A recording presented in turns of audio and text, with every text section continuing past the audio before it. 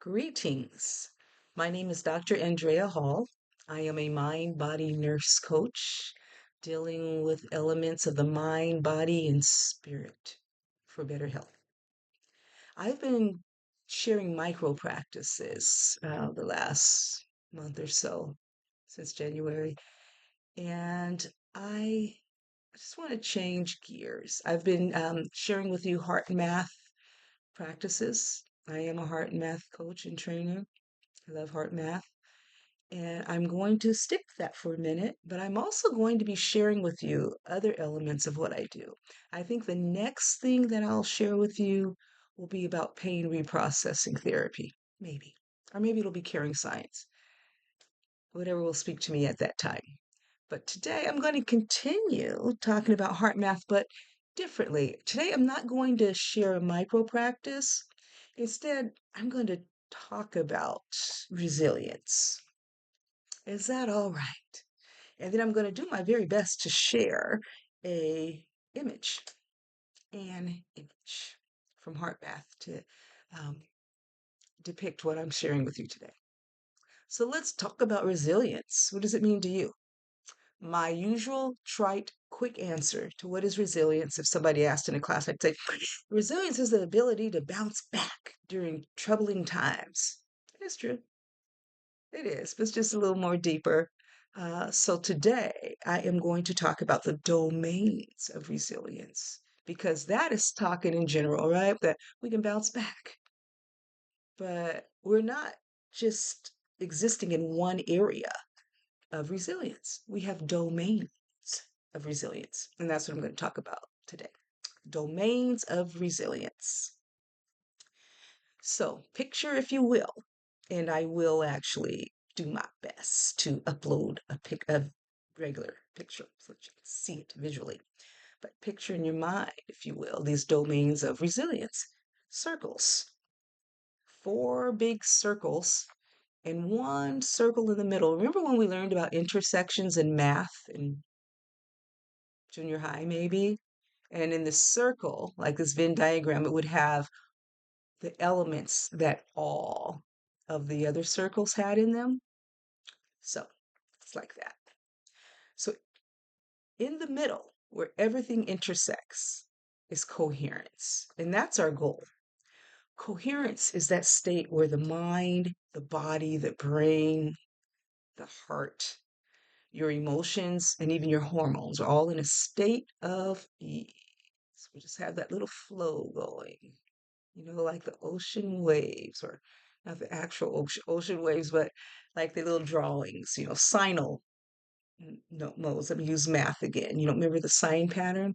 Just a flow. Nice, easy, round, up and down waves of flow. We're in the flow. So that's what coherence is, basically. Now, that's where we want to be. That's the sweet spot. Now, let's talk about the four different domains of resilience that need to come together for that sweet spot to exist. First one is the physical domain of resilience. How do we stay physically strong and able? We do it with physical flexibility, endurance, and strength. In other words, move your body, work out. You know, people, humans, need to do more than just one type of physical exercise, which you probably know, but I'll go there anyway. We've got the aerobic, the cardiac, where we should be like running or walking or ellipticaling or biking or rowing, whatever gets your heart rate. Dancing. If you don't like exercise, dance. Make it fun. Make it work for you. Make it work your heart. So we also want to be flexible. So flexible exercises like yoga, Pilates, or simply stretching, strength and stretch classes help us to remain flexible so that we don't have, oh, actually, look, I still have on my um, fitness stuff from my Zumba class today. I love Zumba. I love it. I love Zumba. I love dancing, period. But something about Zumba is just feeds my soul. So anyway, dance if you don't like to if you don't like to do the stairmaster or treadmill or elliptical, all those kind of things, dance, or simply walk. So, cardiac stuff, endurance, meaning that you do it for a while. Do it for 20 to 30 minutes at a time. Aim for that.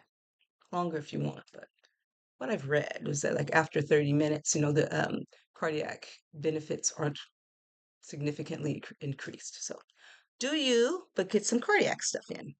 And strength. It could be lifting weights or it could be body resistance stuff like squats for the glutes and hamstrings and quads. It could be push-ups. That's a really good overall body exercise. And planks. Planks are great too. Lunges, all those calisthenics exercises that we learned. That's good. That is good for strength. And of course, straight up weightlifting, which I actually love. But some people don't. So do some sit ups and push ups and pull ups and stuff then, if you like that, if you prefer calisthenics. All right. So that's all I'm going to say about the physical domain. The remaining resilience, you get your physical health together, you'll be more resilient and have less injuries because your body won't be shocked that all of a sudden you picked up a box. It'll be, oh, I've been lifting weights all week. This box is nothing. I used to tell my ex-husband when he would want to help me unload the car and stuff, um, I'd be playing with him and I'd say, I live for fun. So, but I was happy to have the help anyway. All right, let's move on to emotional domains of resilience. Emotional flexibility. Flexibility is the key in all areas of our life. We got to flow with it. So, emotional flexibility speaks to mind health, where you can flow with a situation even if it isn't what you wanted, but it's not going to like knock you off your game completely. It's not going to ruin your whole day or week. We have to learn to be flexible to be able to regain our sense of equilibrium and come on back. Positive outlook for emotional health.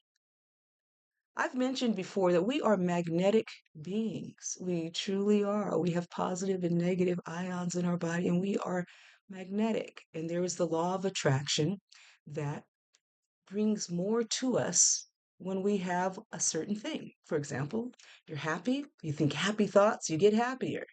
You're mad, you think about what you're mad about and all the other things in life that make you mad, and you're getting madder. You're sad, you think, oh, woe is me. This happened to me. And then all of a sudden, the universe starts bringing all this other stuff, and that happened, and that happened.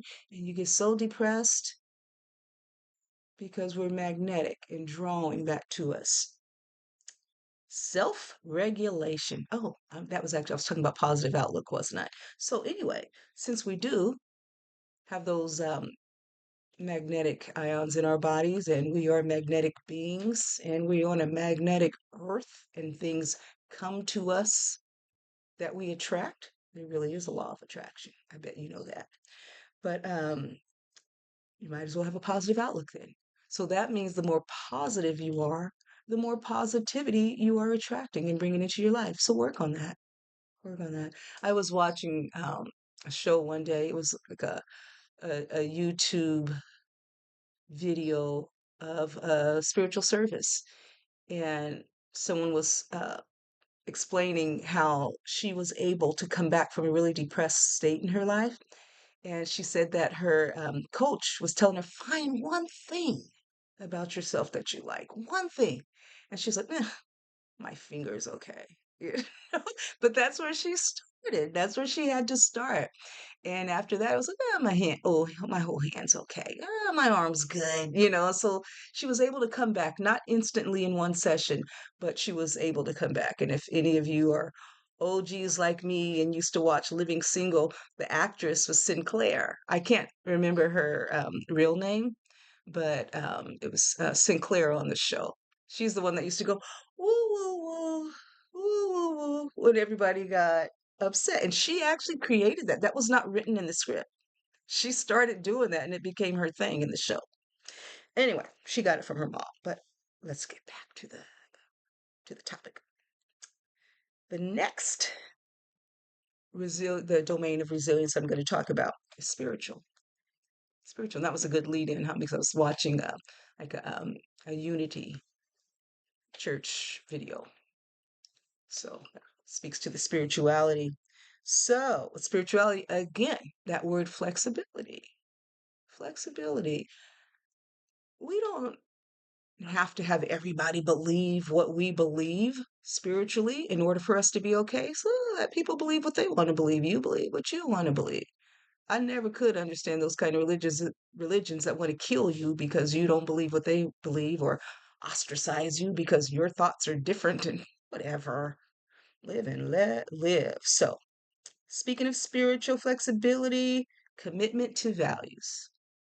That's a part of your spiritual, spiritual, religious people can be very principled and committed to their values, at least on one level or another. You do get those who don't practice what they preach. That's real too. But that brings about a state of incoherence. If you're doing something and you know it's not sitting right in your spirit and you know you're doing wrong, it doesn't really feel that good. Even though what you might be doing that's wrong feels good, in your spirit it really doesn't. So being committed to your values and tolerance, and actually I spoke about this at first, tolerance of others' values and beliefs. So important. Why is it so important to people to make everybody else think like them? I don't know. So those are sorry, one more. We did physical, emotional, spiritual, and now mental. Let's talk about mental resilience. So, mental flexibility. No surprise, right? Flexibility. We can't be rigid in this world. There's just way too much going on for us to be rigid and try to control it. We can't control it. So we've got to control what's going on inside of us. Okay. So, mental flexibility, stay loose, stay easy, stay calm. And if you're not loose, easy, and calm, then do some of the heart math exercises that we practice to get yourself in a more calm state. Okay. Attention span.